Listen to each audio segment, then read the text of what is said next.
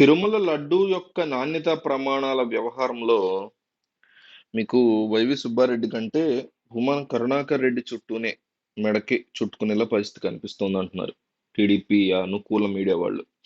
ఎందుకనేది చూద్దాం. ఎందుకంటే Tirumala TTD EO Shyamalarao మాటలు వింటే మీకు ఐడియా వస్తుంది.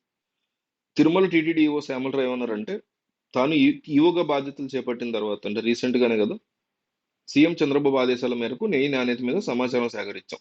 లడ్డూ నాణ్యత పడిపోయిందని, లడ్డూలో వాడిన నెయ్యి మీద ఫిర్యాదులు వస్తున్నాయని వెంటనే దీని మీద చర్యలు తీసుకోవాలని ఆయన కోరారు. దాంతో చంద్రబాబు కోరారు. దాంతో ఈవో రంగంలో దిగారు.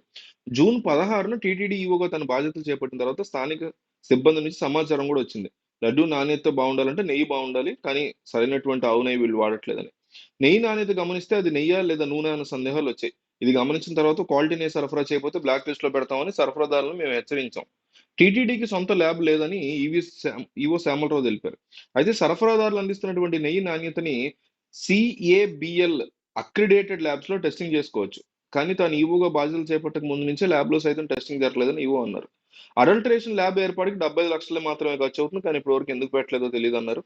అట్లాగే ఒక కేజీ నెయ్యి 320 నుంచి 414 రూపాయలకి సరఫరా చేస్తుంది. ఇంత తక్కువ రేట్లో నెయ్యి అనేది అసలు ఎక్కడ దొరకదు బయట కూడా.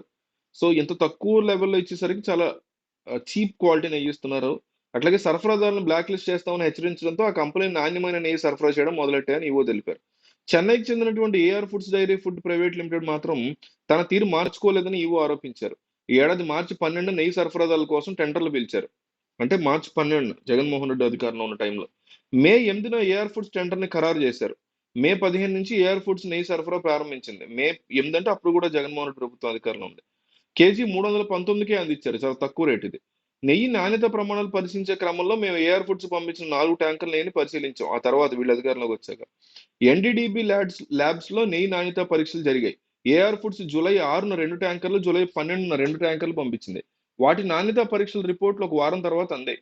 ఆ నెయ్యిలో అసలు ఏమాత్రం నాణ్యత లేదని నివేదికలో తేలిందని ఈవో శ్యామలరావు వివరించారు. నెయ్యి నాణ్యతను పరిశీలించేందుకు ఎస్ వాల్యూ టెస్ట్ తో పాటు 39 రకాల పరీక్షలు ఉంటాయి. అందులో ఒకటి బీటా సైటోస్టెరాల్ టెస్ట్. ఈ టెస్ట్ ద్వారా కూరగాయల కొవ్వు కలుస్తుందా లేదా అనేది తెలుస్తుంది. ఎస్ వాల్యూ టెస్ట్ అని ఉంటుంది. దాని ద్వారా ఏంటంటే soybean oil, sunflower oil, fish oil వీటికి సంబంధించి ఎంతవరకు ఉన్నాయి, మోతాదులు ఎట్లా ఉన్నాయని తెలుస్తుంది. ఈ నెయ్యి నాణ్యతతో ఉన్నట్టు టోటల్ ప్యూరిటీ టెస్ట్ లో మిల్క్ ఫ్యాట్ ఉందా లేదన్నది కూడా తెలుస్తుంది. ఏఆర్ ఫుడ్స్ సరఫరా చేసినటువంటి నెయ్యి ఏ టెస్ట్ లోనూ నిర్దిష్ట పరిణామాల ప్రకారం లేదు. ఎస్ వాల్యూ టెస్ట్ ఫలితం 95.68 నుంచి 100% ఉండాలి. ఏఆర్ ఫుడ్స్ సరఫరా చేసిన నెయ్యి వాల్యూ 20 మాత్రమే ఉందని తేలింది. Soybean oil, sunflower oil, olive oil, fish oil వంటి టెస్టులు చేసినప్పుడు నిర్దిష్ట ఫలితం 98 ఉండాలి, కానీ నెయ్యిలో ఫలితం 87%గా వచ్చింది.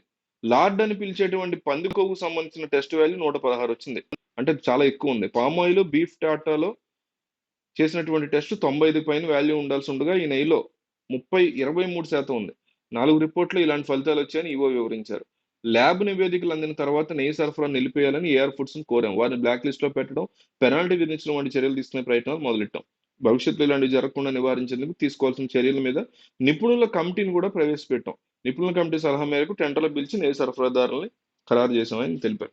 అంటే ఇదంతా కూడా భూమాన టైంలోనే జరిగింది అనేటువంటిది ప్రధాన ఆరోపణగా టీడీపీ వైపు నుంచి వినిపిస్తోంది. ఎందుకంటే ఎలక్షన్ జరగడానికి ముందు జూన్ 4 ముందు ఏది జరిగినా ఖచ్చితంగా జగన్ కే సంబంధం. జూన్ అదే 13 ఎప్పుడో మళ్ళీ కొత్త ప్రభుత్వం ఫామ్ అయింది కాబట్టి ఆ తర్వాత ఏం జరిగినా డెఫినెట్లీ చంద్రబాబు పవన్ కళ్యాణ్ సంబంధం ఉంటుంది.